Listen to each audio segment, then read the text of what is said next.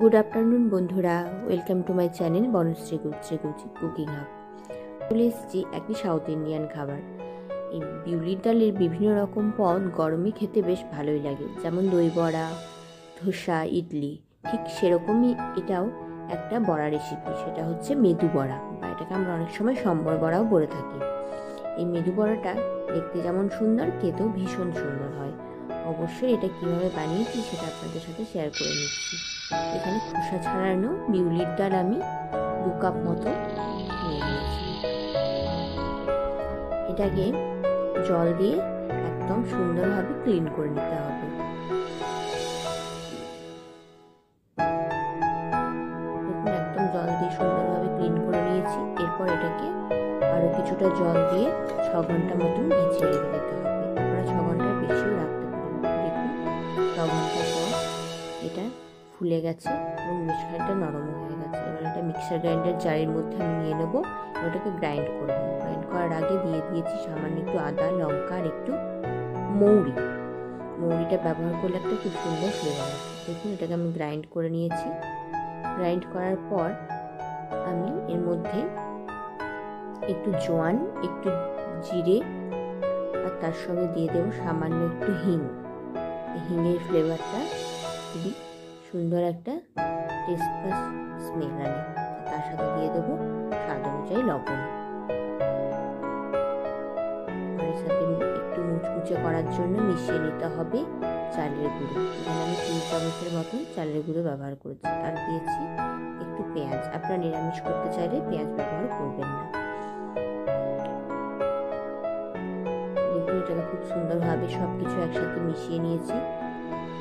একটু সময় ধরে ফেটিয়ে আর ওই উপকরণগুলোকে মিশিয়ে নিতে হবে। এরপর আমি বানিয়ে নেব একটাই মেদু বড়ার সাথে খাওয়ার জন্য চাটনি।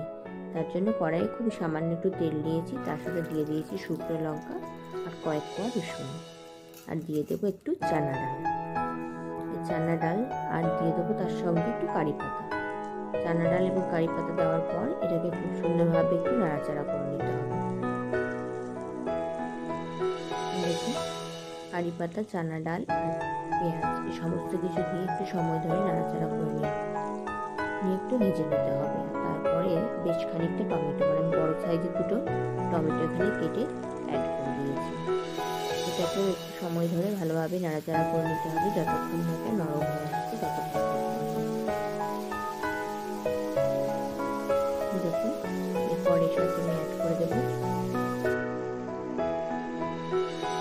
একটু লবণ,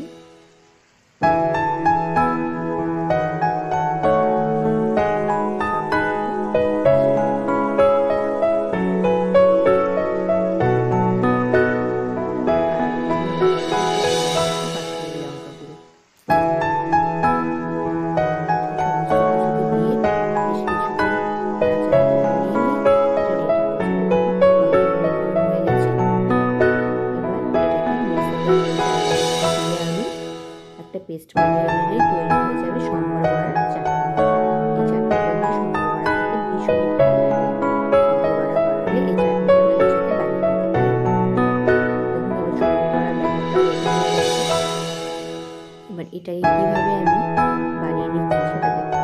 বানিয়ে নিয়ে নিয়েছি, পিছনে একটু জল দিয়ে দিয়েছি। তারপর ডালটাকে দিয়ে সুন্দর করে সেঁকে দিয়েছি। এরপরে মাঝে একটা চিমটা করে দিয়েছি। এটা করলে ভীষণ সুন্দর হয় আর ভাজাটাও ভীষণ ভালো। দেখুন, এইভাবে রেডি করতে হবে।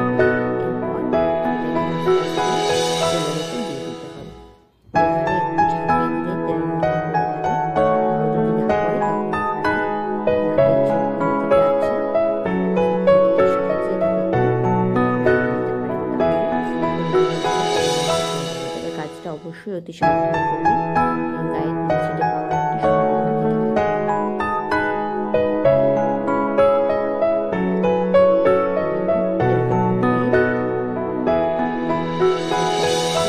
মেদু বড়ার উপর ছড়িয়ে দেবেন।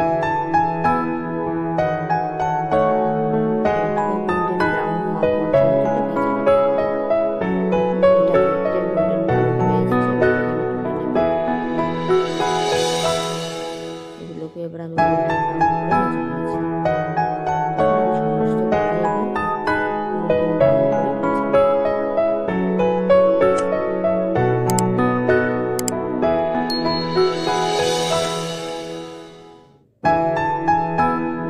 রেডি হয়ে গেছে মেথি বড়া, তার সাথে সার্ভ করে দিয়েছি চাটনি। দেখতে কতটা সুন্দর হয়েছে, খেতেও ভীষণ মুচমুচে নরম, ভেতরটা নরম, বাইরেটা। নমস্কার বন্ধুরা, বাড়িতে বানিয়ে দেখার অনুরোধ রইল।